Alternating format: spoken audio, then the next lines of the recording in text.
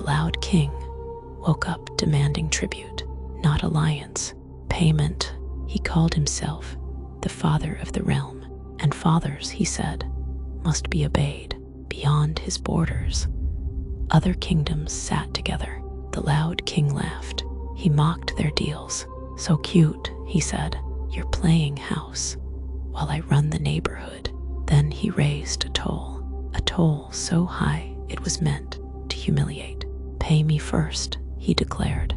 Coins became weapons, tariffs became whips, trade became punishment. He called it winning, he called it strength, but the other kingdoms heard something else, a bully dressed as a king, and for the first time, they stopped arguing with him.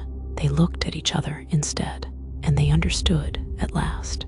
If they did not unite, they would not sit at the table. They would be on the menu.